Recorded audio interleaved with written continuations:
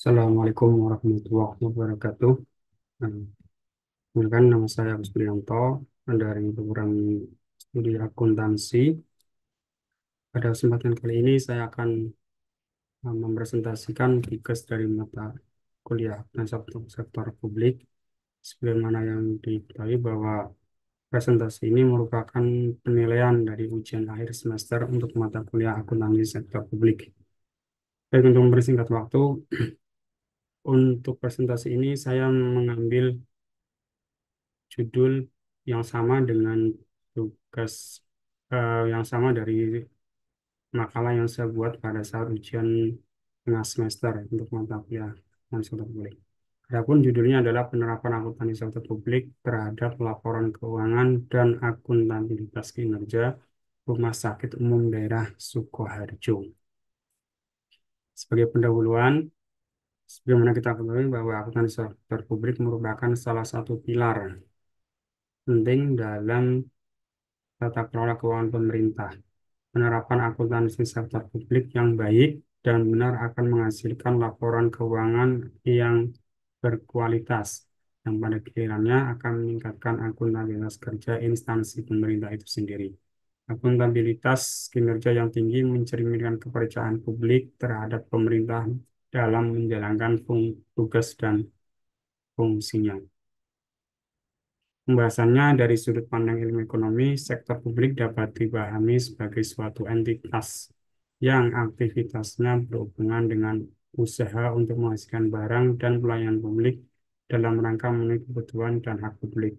Nah, ini saya dikutip dari Nalan Mardiasmo tahun 2022. Tahun 2002, organisasi sektor publik bergerak dalam lingkungan yang sangat kompleks dengan dan sesuai dengan visi, misi, serta tujuan organisasi. Di sini saya lampirkan perbedaan sektor publik dan swasta. Untuk tujuan organisasi, sektor publik itu non-profit, sedangkan sektor swasta dia berorientasi pada profit. Untuk sumber pendanaan, sektor publik berasal dari pajak, retribusi, utang, obligasi pemerintah, laba, laba BUMN atau BUMD, penjualan aset negara, dan sebagainya. Sedangkan untuk sektor swasta, pembiayaan berasal dari internal, yaitu modal sendiri, misalnya laba, penjualan aktiva, dan pembiayaan eksternal berupa utang bank, obligasi, serta penerbitan saham. Pertanggungjawabannya, pertanggungjawaban kepada publik dan parlemen, dalam ini adalah DPR atau DPRD, sedangkan di sektor swasta, pertanggungjawabannya kepada pemegang saham dan kreditor. Untuk struktur organisasinya sendiri, untuk sektor publik itu, dia birokrasi dan hierarkis, sedangkan di sektor swasta, fleksibel, ada organisasi yang datar, piramid, serta lintas fungsional. Karakteristik anggarannya untuk sektor publik terbuka untuk publik, sedangkan untuk sektor swasta tertutup untuk publik. Nah, ruang lingkup akuntansi sektor publik itu meliputi perencanaan anggaran, pencatatan keuangan, laporan keuangan, audit dan pemeriksaan, serta pertanggungjawaban. Kemudian tujuan akuntansi sektor publik sendiri yang sebenarnya adalah untuk menciptakan good governance yang memiliki karakteristik menurut UNDIP meliputi transparansi atau kebebasan untuk memperoleh informasi, kemudian participation, kebebasan berasosiasi dan berbicara, serta berpartisipasi secara konstruktif. Kemudian tujuan berikutnya adalah consensus orientation, yaitu berorientasi pada kepentingan publik. Tujuan berikutnya accountability, yaitu pertanggungjawaban kepada publik. Equity, persamaan hak atas kesejahteraan dan keadilan. Kemudian rule of law, kerangka hukum yang adil tanpa pandang bulu.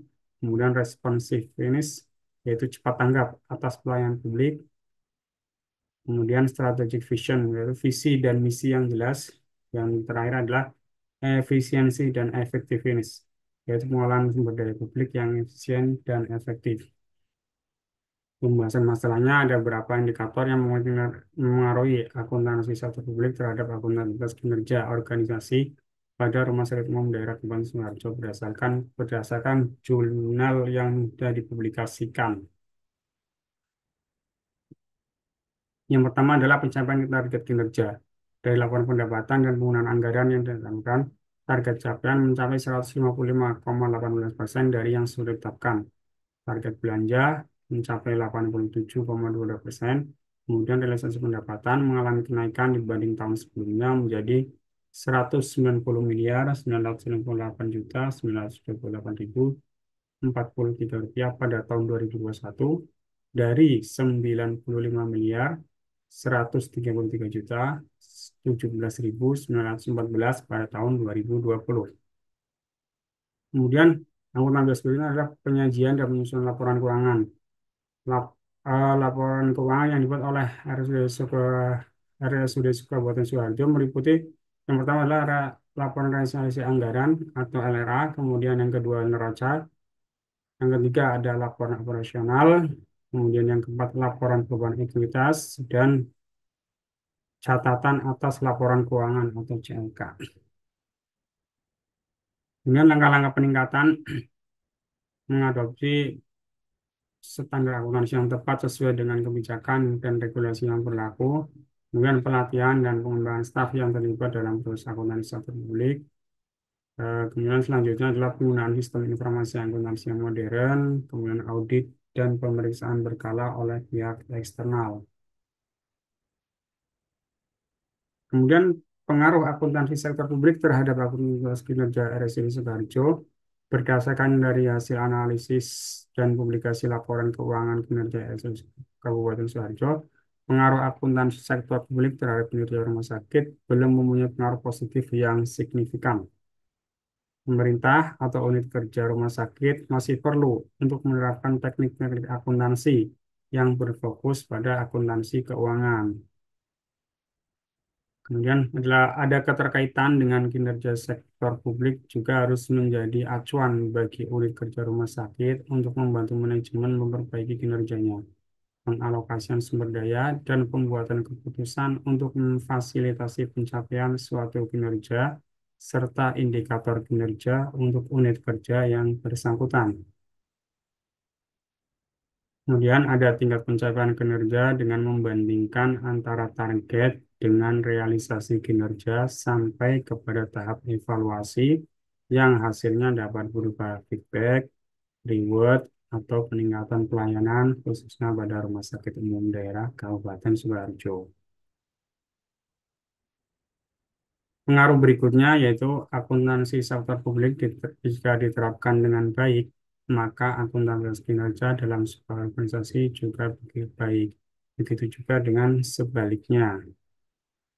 Pengaruh selanjutnya, suatu laporan keuangan akan berkualitas bila mana laporan keuangan tersebut dapat diaudit dan hasil auditnya menunjukkan kesesuaian dengan standar akuntansi keuangan yang berlaku umum. Kualitas laporan keuangan yang dapat dan telah diaudit akan dapat meningkatkan kredibilitas akuntabilitas kinerja instansi pemerintah. Dampak positif dari peningkatan kualitas laporan keuangan pemerintah yang signifikan pada masyarakat. Yang pertama akan berpengaruh kepada kepercayaan masyarakat, karena dengan adanya laporan keuangan yang akurat dan transparan, masyarakat akan memiliki kepercayaan lebih baik terhadap pemerintah. Kemudian dampak positif lainnya adalah investasi yang lebih baik, yaitu dengan peningkatan kualitas laporan keuangan akan meningkatkan daya tarik bagi investor. Dampak positif selanjutnya yaitu membuat pengawasan yang efektif, di mana masyarakat dapat memantau pengelolaan dana publik dengan lebih efektif. Kemudian dapat diambil kesimpulan, akuntansi sektor publik merupakan elemen kunci dalam meningkatkan transparansi, akuntabilitas, dan efisiensi pengelolaan keuangan pemerintah. Dengan mengikuti langkah-langkah untuk meningkatkan kualitas laporan keuangan, pemerintah dapat memberikan manfaat yang besar bagi masyarakat dan pemangku kepentingan lainnya. Hal ini merupakan langkah penting menuju tata kelola yang baik dan pertumbuhan yang berkelanjutan bagi sebuah organisasi. Demikian presentasi singkat saya atas catatan hasil laporan keuangan Rumah Sakit Umum Daerah Kabupaten Sidoarjo yang menjadi materi dalam ujian akhir semester untuk mata kuliah akuntansi sektor publik. Pertanyaannya saya ucapkan terima kasih. Assalamualaikum warahmatullahi wabarakatuh.